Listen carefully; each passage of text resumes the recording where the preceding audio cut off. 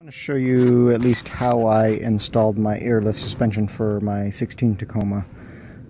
First off, I'll kind of work a little backwards, but wiring it in, the ground for the wires are wired up to there. It wanted the positive hooked into the fuse box, that way it only turns on when the truck is on. But unfortunately, this truck uses very different fuses, and they're even different from mini fuses.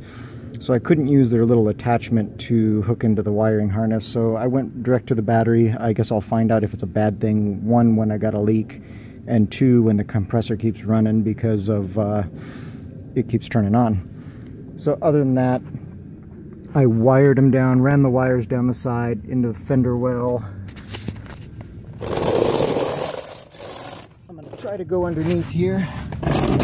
Yeah, and I kind of ran them all along the frame and on the fuel line. Now the one thing I had to do was I had to drill a hole in the cab. I didn't really want to, but it was the one spot I had. And again, I put the compressor and relay and everything in this back behind the passenger seat, behind the driver's seat. I drilled a hole here and I put a grommet just to run through the floor. Now it has two emergency air fill-up lines. One of them, if you can see it, I put right on this bracket right here. It's just in front of the tire. The other one I put on the frame right in about this location that had the hole that was there. Airbags.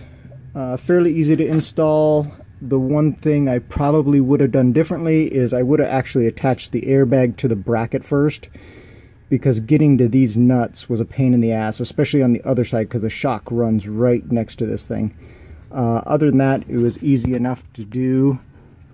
I'll go and show you the other side.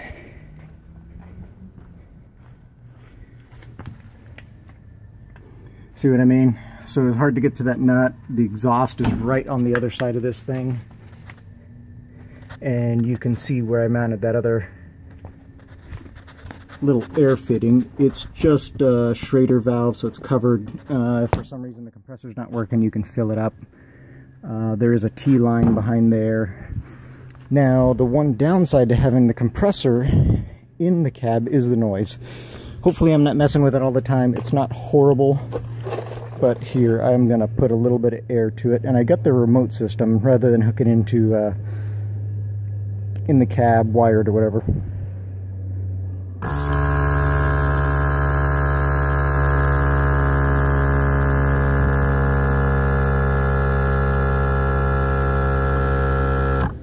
So not horrible. It doesn't run all that long. And let's see if I can get it.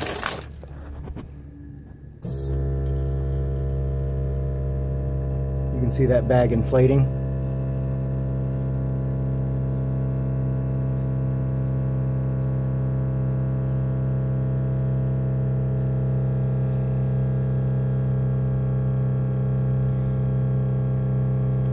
Now the other thing I also noticed was this bag, which is on the driver's side, is at a different height than the other side. So get a look at that one. Now let me go over to the other side. I don't know if it's a difference because of the springs or what. But see, it's definitely not as tall or as high as the other side. No idea why, but it is. So this lift thing, I can program two different settings and they will be saved in memory. If I need to, I can control either right or left to add a little bit more pressure, and then this is just for minute 1 psi differences. Like I said, I can do this. You can hear it releasing air. Hopefully this will work, because I say every other week I carry a load about 1,000 pounds or so.